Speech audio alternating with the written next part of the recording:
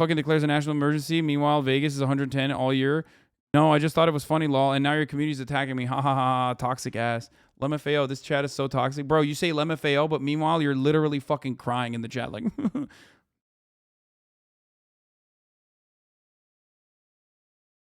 thank you, Anonymous, for the fucking 25 gifted subs.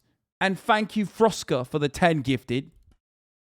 Bro, we're making fun of you because you made a fucking bad take that you thought was brilliant, okay?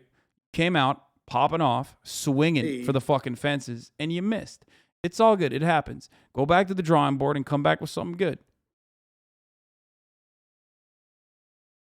The problem is like the sanctimonious, holier than thou, I'm smarter than you attitude that you came in here with. That's the whole problem. That's why people are dunking on you. Yeah, chatter right now. LMFAO! Pretty big deal. I've never seen this around any court that I've ever been. Here is Sheldon, Big Cock, White House.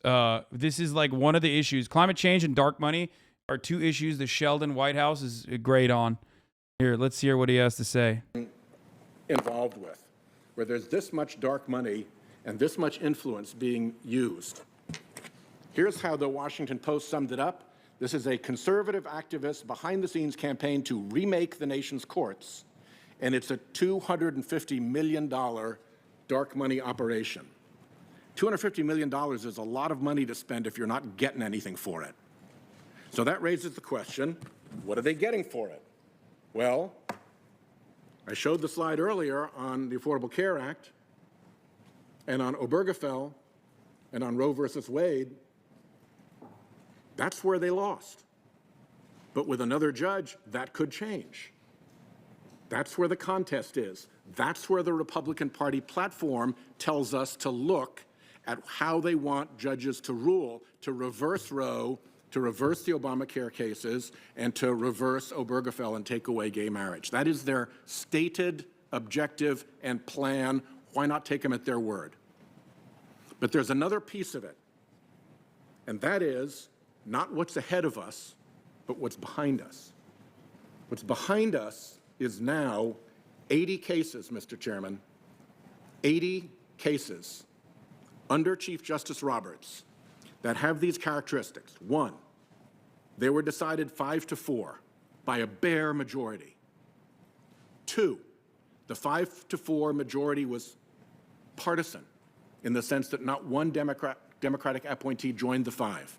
I refer to that group as the Roberts Five. It changes a little bit, as with Justice Scalia's death, for instance, but there's been a steady Roberts Five that has delivered now 80 of these decisions.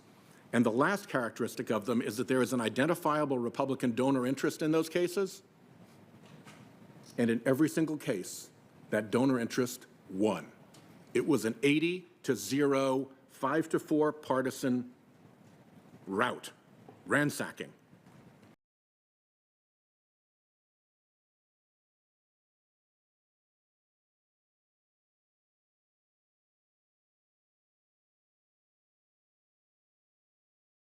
One of my favorite things to always talk about is the difference between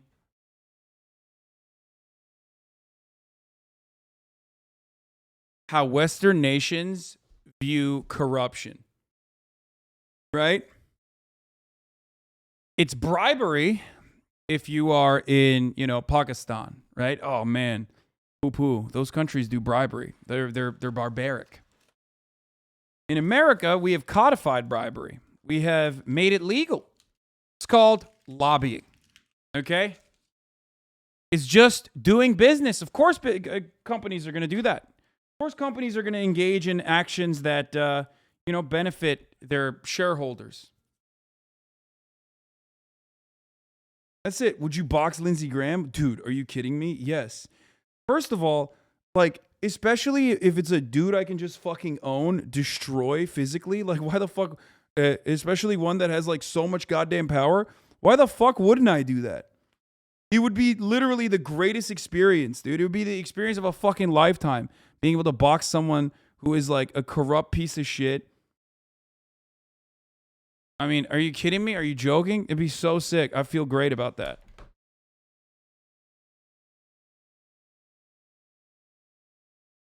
I would absolutely love to beat the shit out of, obviously legally speaking, in the gauntlet, every single fucking congressperson.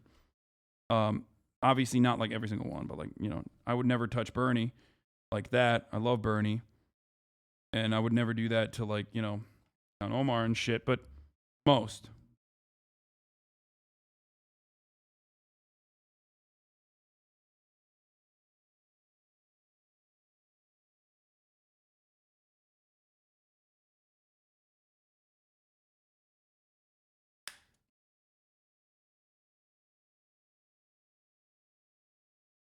Most.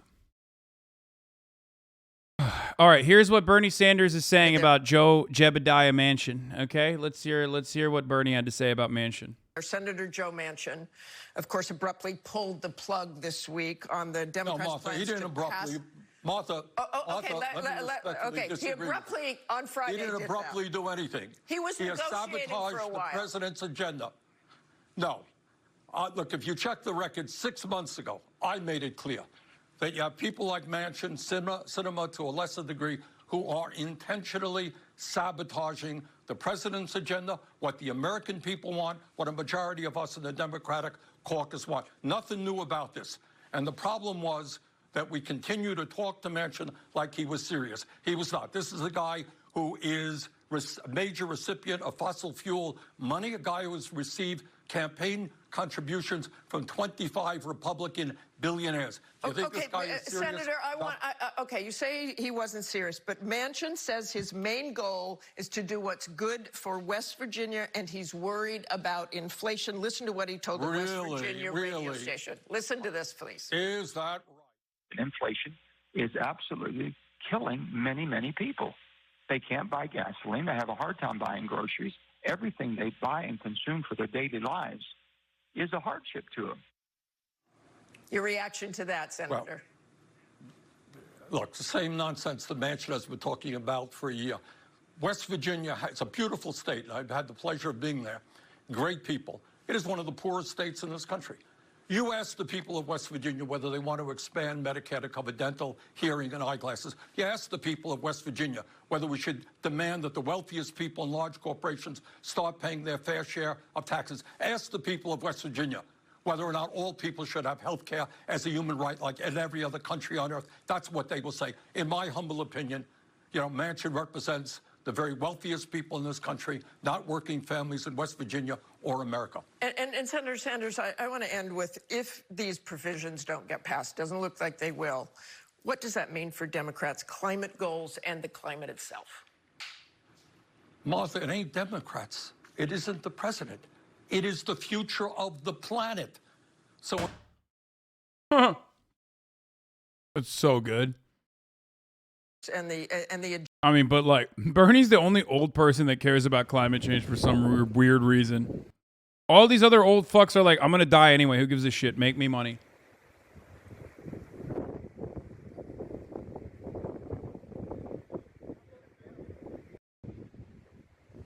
There is Athens, by the way.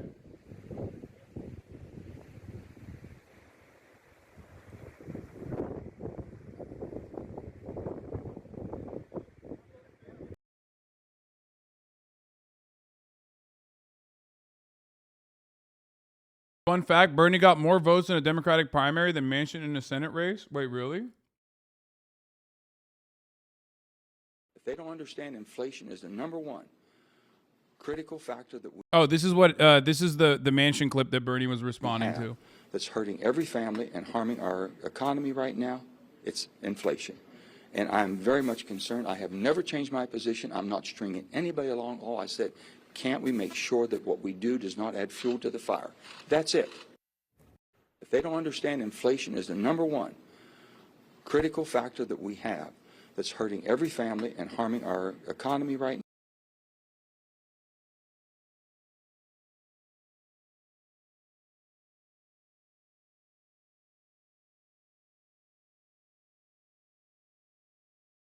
He doesn't give two fucks about inflation. I mean, You could cool down the economy without triggering a recession with taxes, with the tax increases. So there's that. Colbert and Manchin doesn't care about inflation. Build Back Better was anti-inflationary. His real issue is that the climate provisions might cut the profits of his family's coal business. Yeah.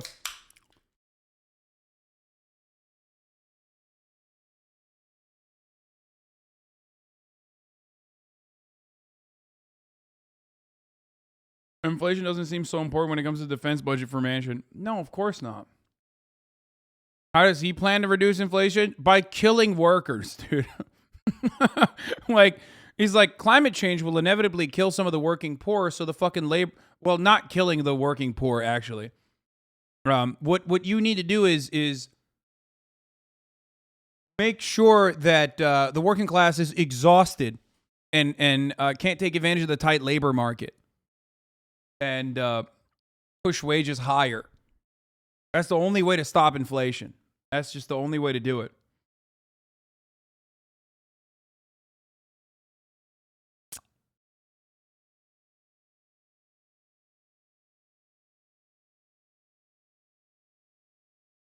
Great. All right. Let's get to the Uvalde, the Uvalde body cam footage with new reports pointing to the systemic failures in police response to the Uvalde more school troubling shooting. images and a new report about the botched police response to the Uvalde school shooting. That city's mayor has now released body cam footage from first responders, and that footage shows confusion among some of the officers about what exactly is happening, even though one policeman told the others his wife could be among the victims. Lilia Luciano is in Uvalde for us once again this morning. Lilia, good morning. First comprehensive report to come out. What are we learning? Well, Tony, what we're getting is a fuller picture of the chaos of that excruciating. Bro, this video, the Uvalde story is so fucking crazy. Because it's quite literally like every week they're like, oh my God. It turns out they were dumber than we thought. Oh my God. It turns out here's a video of a cop literally being like, I don't really care about fucking this school shooting. Like, my favorite show is on and I'm worried that I'm not going to be able to get home on time. Like, it's just cop shit. And it is in broad fucking daylight for the first time ever because people finally fucking were like, let's ask some questions about the situation because this is a devastating incident, right? And something doesn't add up with what the cops were fucking saying. That's it.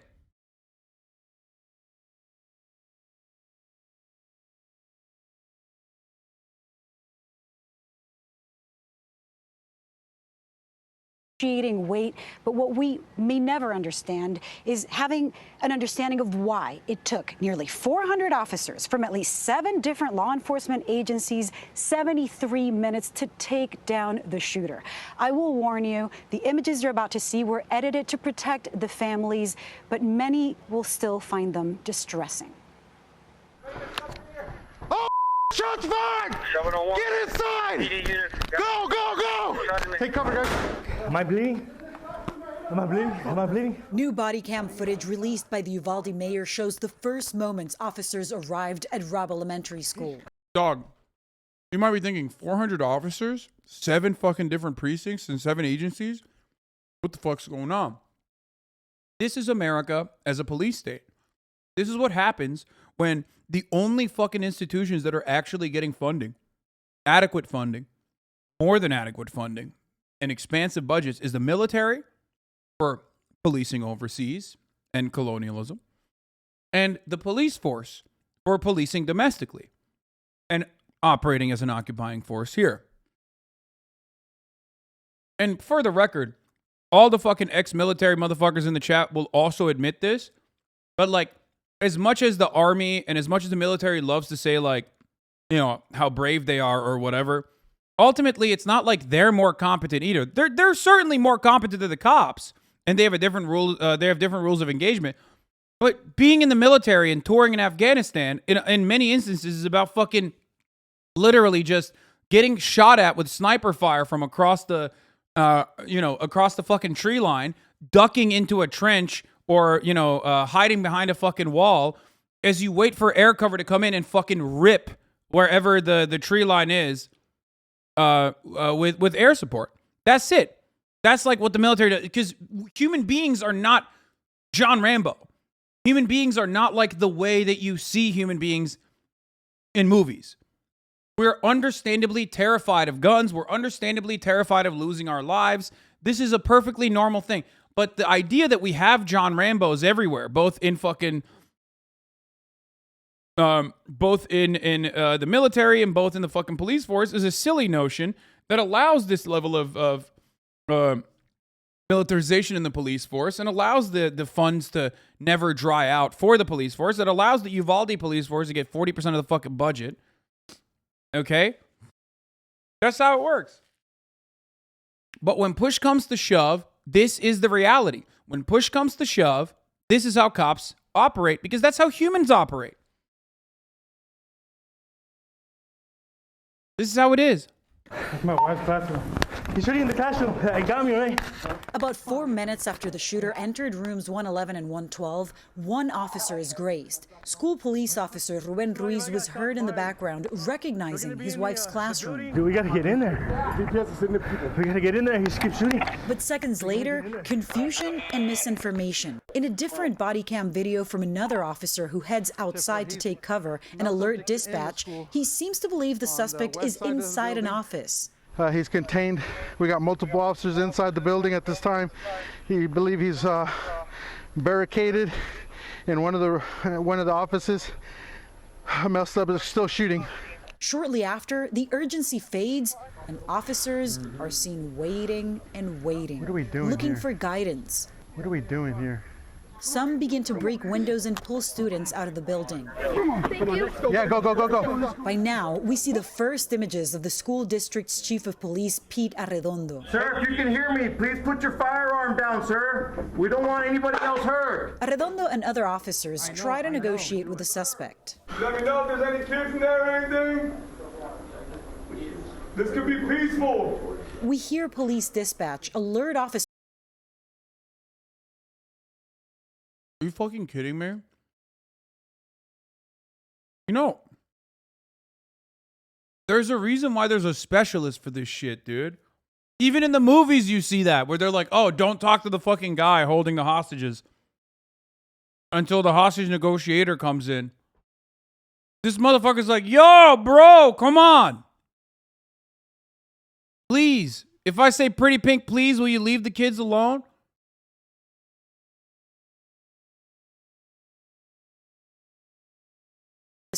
That a child is calling 911 from inside a classroom. You have a child on the line. Oh, by the way, they just straight up lied. Every one of these videos shows that they just lied across the board as like little pieces came fucking falling. Bit by bit. Every single thing that they said originally, and then every single follow-up that they had to like cover their fucking tracks, all a lie. Remember when they were like, we didn't know there was still shooting happening? Hey, what was that? In a room full of victims. Close to 5 minutes later. And for the record, the reason why they thought that they could get away with lying like this was because cops protect cops. This is how it works. Cops lie all the time. As I've said before, they have a term for it. It's called test-a-lying. And that's the reason why they thought they could get away with it. But this time it was like such a severe situation that like 19 little babies were fucking slaughtered so ruthlessly that there was a little bit of pushback from the media for once, instead of taking everything that they said hook, line, and sinker. They said they had no body armor. They said they have no method of communication with dispatch. All was a fucking lie. By the way, thank you to the anonymous gifter for gifting 10 gifted subs. And they had fucking body cam footage. Like, why did you lie about it? Well, they lied about it because they thought that they would be able to get away with it. Arredondo is seen heading towards a classroom, not where the shooter was, to test keys and appears unable to open it. More minutes tick by, with little action appearing to be taken by the officers inside the school, besides trying to talk to the suspect. Please put your gun down, sir. Please don't hurt anyone else. And more keys to open the door that we've come to learn was likely already unlocked. We're testing keys. There were multiple systemic failures. On Sunday, a Texas committee found that the chaotic scene was caused by a lack of leadership. The committee released a 77-page report which found that those first responders who went right towards the shooter's classroom within minutes acted appropriately at first. But all officers failed to prioritize saving the lives of... Bro, where's his manners, dude? Where's the mass school shooter's manners? The chief of police is saying, "Pretty pink, please." I'm surprised.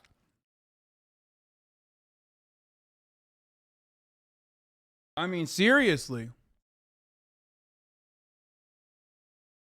Of innocent victims over their own safety. It also found that the shooter had a problematic history and even earned the nickname school shooter on social media platforms because of violent threats he would make against other users. If you know there's active shooting, active killing going on, or somebody is dying, the standard is you have to continue to do something to stop that killing.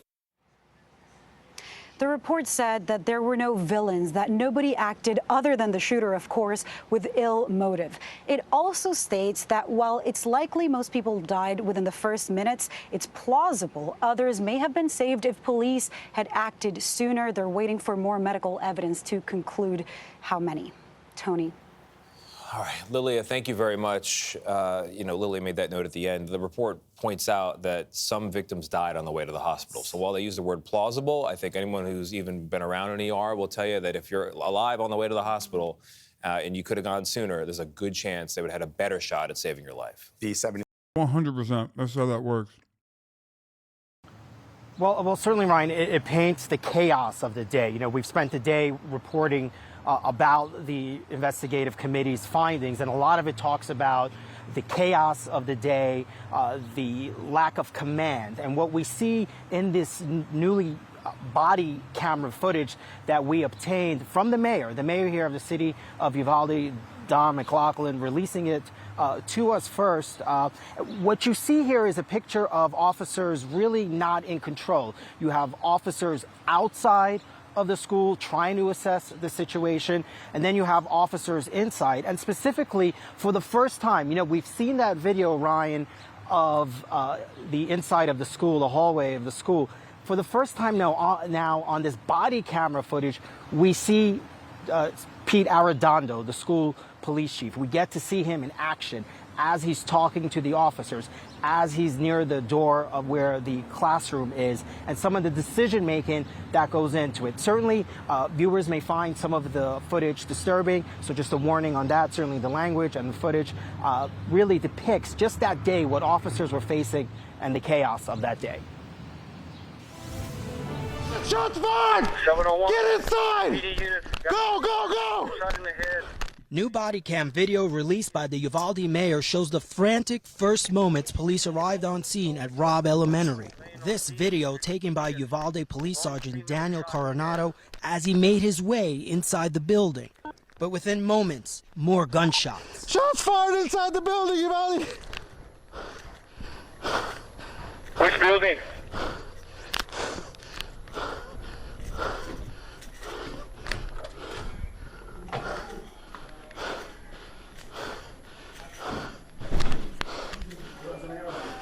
I want to point out that like a lot of the fucking body camera footage, at least like they're showing, is making them look more favorable too. It doesn't seem like it to you because like they're fucking awful, but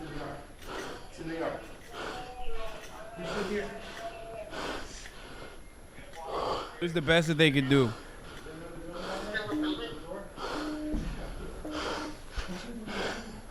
I can't break. Somebody can break. Careful, guys. Shot fired. Keep your guys up. Get there. Can't break in here. Can somebody break?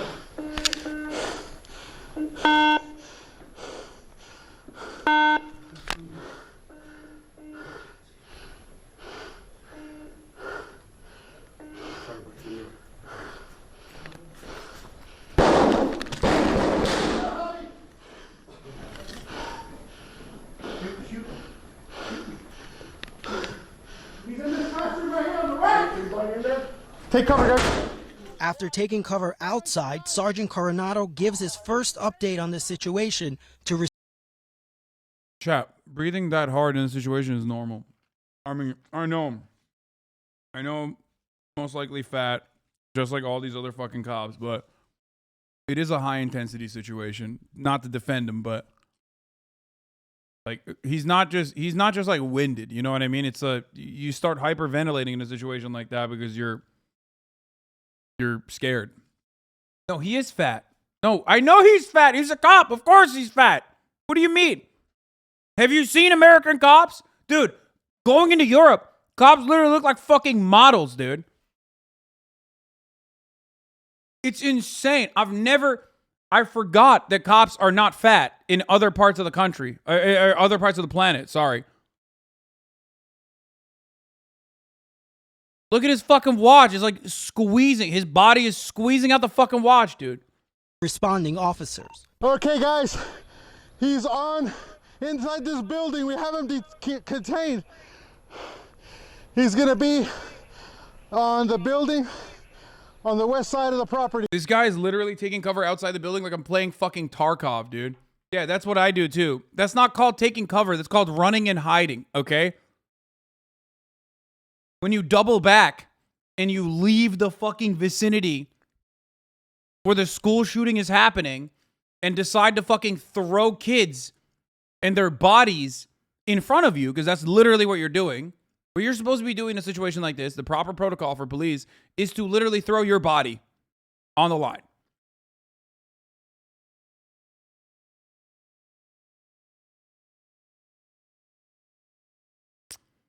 That's what you're supposed to do. You don't need to pass a physical test to become a policeman in the U.S.? No, dude. The only thing you need to pass is make sure that you don't get too high of a fucking IQ score. That's it. Careful with the windows. Facing east. Right there. Minutes later, Coronado tells dispatch what he believes is happening. That the gunman is in one of the school's offices, not a classroom. Male subjects in the school on the west side of the building. He's contained. We got multiple officers There's inside a the physical building test at in this the time. academy, I think. We believe he's barricaded in one of the offices. Male subjects still shooting. But as the minutes continue to tick by, the urgency first seen by the initial response fades away. Instead, Uvalde police officers are seen hunkering down, waiting for more backup. Critical moments pass by at a time children were still alive in the classroom. At one point, you can hear Sergeant Coronado asking for permission to open a door into the hallway, where armed officers are already. Bro, this is so fucked up, dude. I mean, are you fucking kidding me? Are you joking, bro? Motherfucker's on on Twitter, dude. Also, it's got to be really hard distinguishing between cops. Like, it's wild how much they look exact. Like, every cop looks the same. It's insane.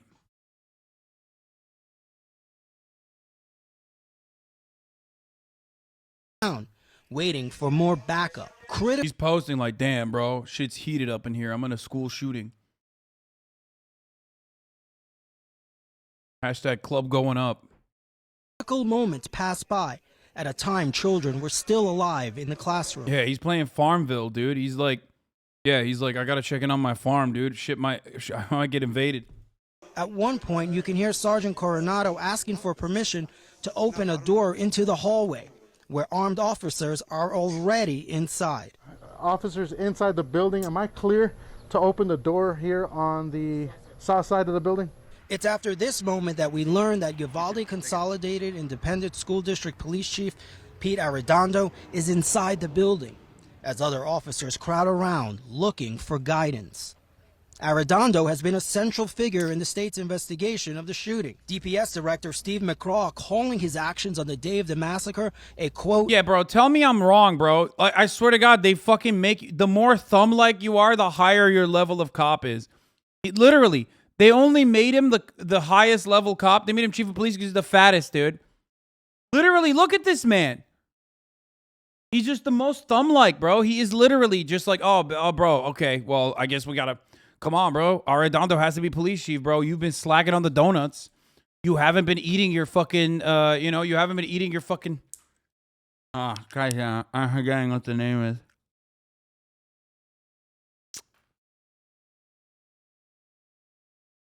police chief is totally their fall guy, the scapegoat, and no one sees it. Yeah, I mean, he's bad, but everything is bad. Inside the building, as other officers crowd around looking for guidance. Arredondo has been a central figure in the state's investigation of the shooting. DPS Director Steve McCraw calling his actions on the day of the massacre a, quote, abject failure. As more officers arrive and more in action, you can hear police begin to seek direction. What are we doing here? We also have video from Officer Justin Mendoza, who also arrived on the scene. At 11:58 local time, police helped the first students and teachers from a nearby classroom escape the building. At the same time, Sergeant Coronado can be seen helping children escape from a window outside. At this point, it had been nearly 25 minutes since police first entered the building. More than 12 minutes later, we get our first glimpse of Chief Arredondo. No, he literally is like, what are we doing here? We're cops. We're not supposed to solve anything. We're not supposed to stop like a school shooting from happening. What are we doing here? That's weird. In the hallway of Robb Elementary. You can hear him pleading with the gunman to give up, but seemingly unaware that children may still be inside the classroom. Let me know if there's any kids in there or anything. This could be peaceful. Could you tell me your name? Anything I can know, please? Moments later, a critical piece of the puzzle from the camera of Officer Mendoza. 911 dispatch. You only need to run a 9-minute mile to be a cop, brother. There's like 8 people there that can do that, and those are like the Bortak guys. Okay. People saying you can walk that. You think any of those fat fucks can walk a fucking 9-minute mile, brother? Are you insane? Are you out of your mind? Did you not see what that dude was doing? He was hyperventilating. It's 1.5 miles in 13 minutes, not 9. Dispatch gives a chilling account from a student still in the classroom. You have a child on the line. Hey, what was that? It's going to be room 12. I will need to. I think he is in a room full of victims at this moment. And yet, even with that information, 6 minutes go by without any sort of response. Then we see Arredondo with a set of keys, trying and failing to make entry into a classroom near where the gunman is barricaded, eventually handing the keys off to another officer, who does make entry. More heavily armored officers arrive, but no one gives the order to go in. Then suddenly, a new round of gunfire. What happened? I thought the brutality was over. Like, they made it seem like it was, right? I mean, they made it seem like it was not an active shooting situation. It almost feels like if everybody recognizes that it was an active shooting situation, you will recognize that this was a clear abdication of responsibility. That their duty, not constitutionally protected, by the way. Of course, the Constitution found police to not be legally liable in an instance like this. So they are constitutionally doing the correct thing, right? But their job clearly states, or their standard of protocol, their SOP or whatever the fuck it's called, means that they have to run directly in the fucking directly towards the shooter and fight him with everything they have. Right?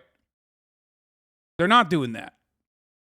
So they have to lie and be like, "Oh, it wasn't an active shooting situation. Like, we just didn't realize."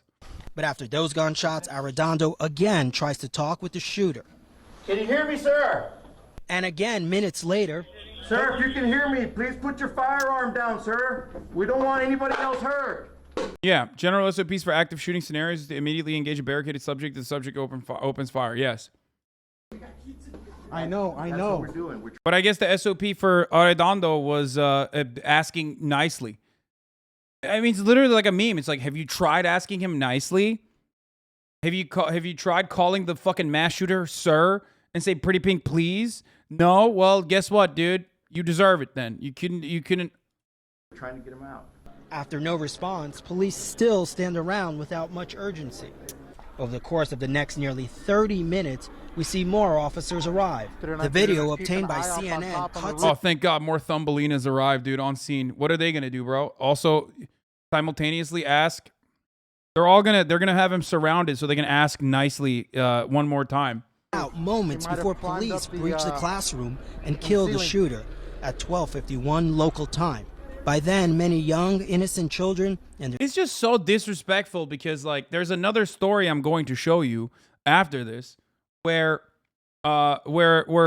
basically cops in Denver injured 5 fucking bystanders while shooting a man who allegedly pointed a gun at police officers, okay? Cops literally did a fucking mass shooting in Denver. Like, that's so insane to me. We already talked about Jalen Walker, where the cops got together and and unloaded like 90 bullets in his vicinity, in his direction, 60 fucking wounds on Jalen Walker's corpse, handcuffing his like dead body on the ground. Okay, so like we know they're capable of being brutal. Hasan, come on, Hasan, this is a school, not a traffic stop. What do you mean, come on, Hasan, this is a school, not a traffic stop? They shouldn't do that thing at the traffic stop, and they should actually be a little bit more fucking active in this circumstance. I know you're joking. I think you're joking. I can't tell sometimes. Sorry. their 2 teachers were dead. And so, Ryan, this certainly paints a more complete picture. Remember, that video that leaked of the school hallway really upset the mayor here, Mayor Don McLaughlin. He was furious over that leak because he felt it was unfair to the families, and he also felt that it was unfair to the investigation because it only showed us one side of what was going on at that school. And so this new video, and this is why he released it, Ryan, what I think our viewers need to understand is that the district attorney, the investigators here, have been holding this video back. And he felt that out of transparency, for transparency purposes, out of fairness, that this side of the investigation, that this side of what happened that day needed to be released. He potentially faces some kind of consequences for doing this, but he says he doesn't care. He's even been afraid that perhaps the district attorney would prosecute him if he was to release this information. But he feels that in fairness to the family, in fairness to this investigation, that it needed to be released. And the other thing we should note for viewers is that we did not publish this. We did not air this video until we knew that family members had been made aware that this video existed and that the mayor said that he would be releasing it. And so we took a lot of that into consideration, of course. But I think this video is very important. It takes, people inside the halls of that school. It shows the police response and just how terrible it was, how some of the decision making was very confusing. You had officers outside who really didn't know what was going on inside. And as we've heard all day, there was no command structure. There was no one making decisions, and it was kind of a free-for-all. And I think this video illustrates that. It also shows that officers were getting kids out of the other classrooms, of course, and rescuing those kids. But significant, of course, in all of this is the fact that the fucking chief stopped the husband of the dead teacher to go to the classroom. Uvalde PD keeps back Ruben Ruiz while his wife was in the room with the gunman. Ruben, she said she shot Johnny.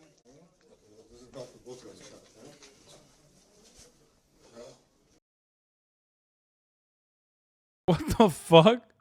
Bro, that's insane. Just let him go in, dude. What is this?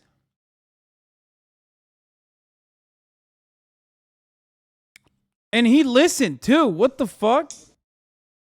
They're like, get him out of here. He's being belligerent. He wants to fucking stop the shooting from happening. He said, bro, what the fuck? Dude, walk it off. Ruben, walk it off, Lieutenant Ruiz. Remember, you're a cop. You're not supposed to do anything in the situation. For a second, you thought you were, I don't know, like a school child or something. Like they are the ones who are supposed to be fighting back against this school shooter.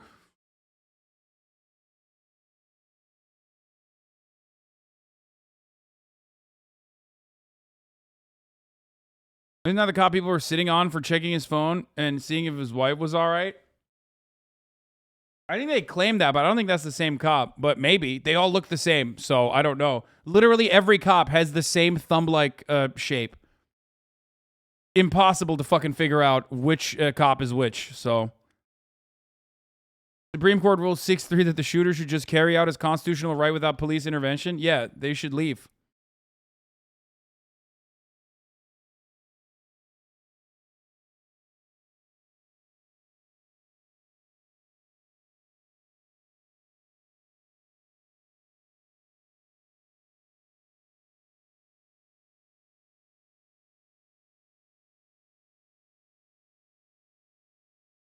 Please tell me you saw this. 3 cops opened fire at a Denver bar. Yes.